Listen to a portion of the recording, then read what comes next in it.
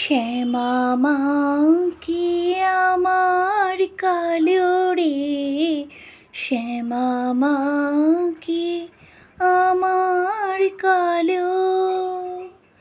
লোকে বলে কালি কালো, আমার মন তো বলে না কালো রে, শ্যামা মন তো বলে না। কালো রূপে দিগম্বরী, কালো রূপে দিগম্বরী, হৃদিপত করি মোর আলো রে, শ্যামা মা কি আমার কালো। জ্যৈষ্ঠ মাসের অমাবস্যার তিথিতে যে কালী পুজো অনুষ্ঠিত হয়ে থাকে তাকে বলা হয় ফলহরিণী কালী পুজো। মোক্ষ প্রাপ্তির জন্য এই অমাবস্যায় বিশেষ মাহাত্ম্য আছে। দক্ষিণেশ্বর থেকে কালীঘাট এমনকি তারাপীঠেও ফলহারিণী কালী পুজো হয়ে থাকে। নমস্কার বন্ধুরা, আমি মৌরানী, তোমাদের সবাইকে স্বাগত জানাই তোমাদের দুষ্টু মিষ্টি মৌরানীর পরিবারে। বন্ধুরা, আজ ফলহারিণী কালী পুজো। মনে করা হয় জীবকে মা তাদের কর্মফল অনুযায়ী ফলদান করেন। মনে করা হয় মা তারা ফলহারিণী রূপে পূজিত হন। মনে করা হয় এই তিথিতে দেবীর বিশেষভাবে আরাধনা করলে অশুভ কর্মফলের বিনাশ ঘটে এবং শুভ ফল প্রাপ্ত হয়। এই তিথিতে শ্রী শ্রী রামকৃষ্ণদেব মা সারদা দেবীকে ষোড়শী রূপে পুজো করেছিলেন মোক্ষ প্রাপ্তির জন্য। তাই এই তিথিতে বিশেষ গুরুত্ব আছে। মনে করা হয় এই তিথিতে মাকে বিশেষভাবে পূজা করলে বিদ্যা, কর্ম ও অর্থভাগের উন্নতি ঘটে। ভক্তের জীবনে সাংসারিক দাম্পত্যের সকল বাধা কেটে যায়।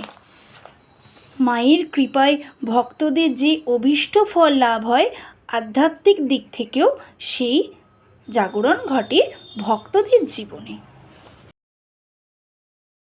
মনে রে কৃষিকাজ জানো না, মনে রে কৃষিকাজ জানো না, এমন মানব জমিন রইল পতিত, আবাদ করলে ফল তো সোনা। মনে রে কৃষিকাজ জানো না, মন রে কৃষিকাজ জানো না, এমন মানব জমিন রইল পতিত, আবাদ করলে ফল তো সোনা। মন রে কৃষিকাজ জানো না। কালী নামে দাউড়ে বেড়া, ফসলে তো রূপ হবে না। কালী নামে দাউড়ে বেড়া, ফসলে তো রূপ হবে না। সে যে মুক্ত কেশে শক্ত বেড়া, মুক্ত কেশে শক্ত বেড়া, তার কাছেতে জুম ঘেঁষে না। মন রে কৃষিকাজ জানো না, মন রে কৃষিকাজ জানো না,